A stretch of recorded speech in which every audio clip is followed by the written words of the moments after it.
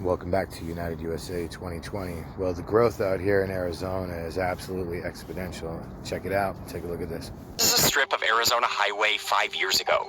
These rooftops are warehouses. Then 2 years ago, more warehouses. And here's that area today.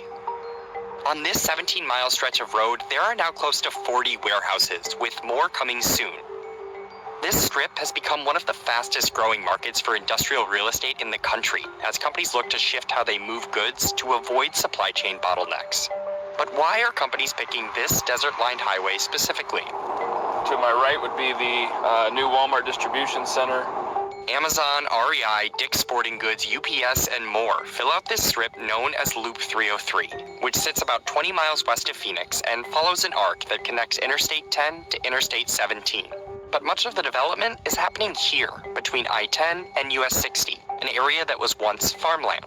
Everything from cotton to other types of feedstock were grown out here, and over time the land became increasingly valuable, and so many of these farmers would sell to industrial developers or residential developers, and they'd come in and build the kind of product you see today. That product? Massive warehouse spaces like this building that will soon be a distribution center for sportswear brand Puma. We are trying, to be prepared for the future, and therefore we decided to go to Arizona, and we will build there a 1.1 million square foot facility. Companies through the second quarter had leased a net total of 16 million square feet of industrial space in the greater Phoenix area. That put it up there with Chicago and Dallas-Fort Worth as one of the country's busiest sites for new logistics activity this year. Many of these buildings were built before they even had a tenant, including Puma's future space. Developers are confident that there are more companies that want to locate along this corridor, and they're saying, we're going to make a bet that this is going to pay off if we build more warehouse space. Another 19.8 million square feet of industrial space is now under construction in the Phoenix region, which includes the Loop 303 corridor. To see why companies are doing this, look about 300 miles west, where there is a bottleneck at the West Coast traditional freight hub, Southern California's Inland Empire. Many of the shipments from the ports of Los Angeles and Long Beach stop here after leaving the docks, but space here is tight.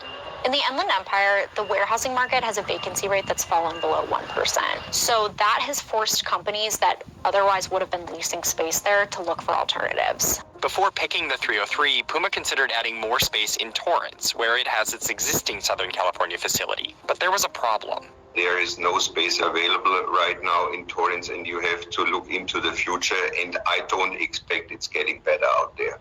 So for Puma, that meant looking east, but not too far east. The company said about 95% of its product is imported from Asia, so it needed a facility that was still within driving distance of the ports. You had 6-8 hours to the time in transit.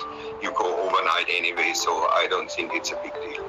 Trucking goods over 350 miles to Phoenix versus 15 miles to Torrance can carry a cost. Some companies and developers say, however, that cheaper leasing rates along the 303 make it more cost-effective overall.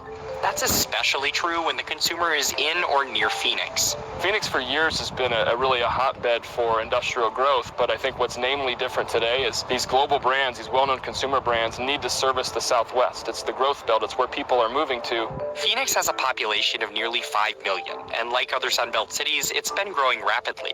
But it still pales in comparison to the 24 million person market in Southern California. The reality is, though, many of these products now are serving the Sun Belt. So, they're brought in, whether it's through the Port of LA Long Beach into Phoenix, and now you can service West Texas, Colorado, New Mexico, Nevada, all from a central hub. You can be either close to the port or close to the customer. So I think with the investment in Phoenix, we can actually serve, for a certain area, both. So given the advantages companies and developers see in Phoenix, some hope it'll be the next Inland Empire. But for now, it still has a long way to go. What I envision over the next 30 to 40 years is you're going to see a shift westward, closer into California, but still be in Arizona and servicing the Southern California basin from here.